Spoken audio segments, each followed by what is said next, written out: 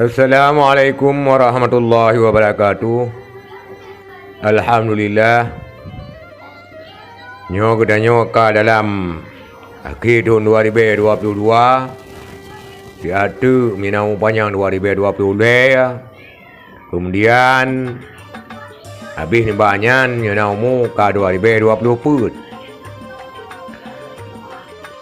Tahun 2020 adalah tahun pemilihan daripada anggota Dewan, baik DPRA maupun DPRK, juga pemilihan gubernur dan bupati wali kota yang tak pegah untuk standar lokal matang dan pegah standar nasional na presiden.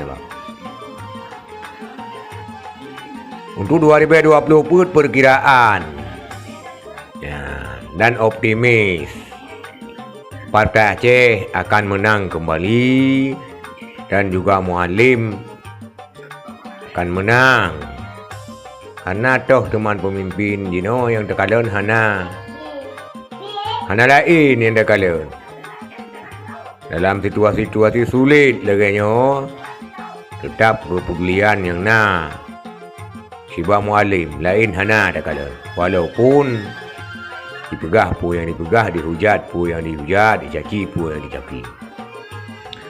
Dengan catatan Partai Aceh yang pertama harus berbenah diri dalam waktu yang singkatnya, mempergunakan wadah yang baik, mempergunakan segala kemampuan untuk berbuat kepada rakyat, baik berbuat kepada kelompok atau segelintir orang.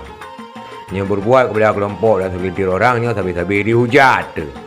Dan berbuat kepada orang banyak karena menang kedanya bukan karena kelompok, menang kedanya karena orang yang banyak.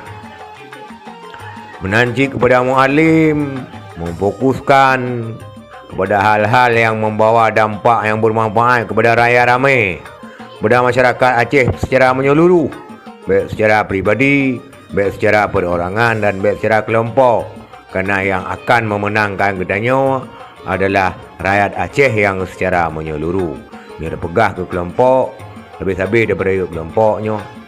Hana pernah kedanya organisasi kedanya dan hajat-hajat kedanya akan tersampaikan. Sebenarnya habis-habis dengan kelompok. Menanji bersikap santun. Semoga Mualim kalian ke dalam videonya. Mualim bersikap santun, arif dan bijaksana. Ketika ada sesuatu hambatan ataupun gunjingan ataupun desakan ataupun menyalahkan, menan ni gede. Begitanya hanya ada berusaha, ada berbuat yang baik. Baik dia tanding, kai pegah, pu yang pegah, gede pu yang dihujat. Kai dina, dina, kai jaci, jaci, kai dihujat, dihujat karena memang jika musim menghujat, Ho yang tak kalon, ho yang tak kili, yang bahasa menghujat, bahasa temenak, bahasa mencaci dan bahasa fitnah. Menan gede karenanya kemampuan masing-masing. Karena mungkin implementasi daripada rakyat dalam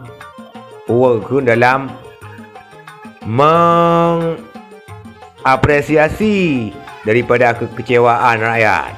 Kadang-kadang sanggup gedemenak, sanggup fitnah, sambung mencaci, mungkin dengan hal yang tersebut apa yang membuncah dalam dadanya akan hilang.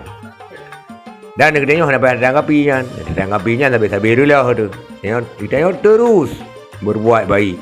Walaupun berbuat baik itu memang yang dibenci semua orang.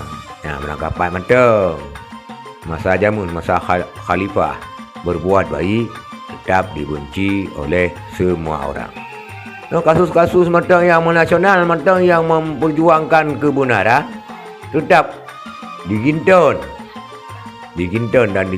karena kebenaran itu akan meminimalisir daripada sesuatu yang tidak pada tempatnya.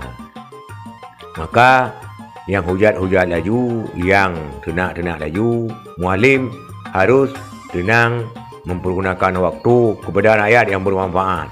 Mempergunakan waktu yang hanya mempuas-puas untuk balas pantun. Karena katanya nah kapasitas masing-masing. Ladung kapasitas terjadi pula SD, SMA, kemudian SMP, nah yang kuliah, nah yang ka doktor, nah yang ka dia tu doktor. Namanya katanya doktor. Dia dengar, dia penurut haba anak SD, dan mendengar tanya anak SD cit, menancit.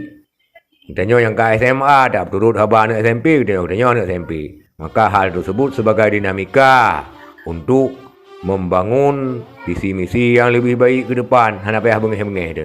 Maka insya-Allah menyelakannya menang dan terus ban hajat.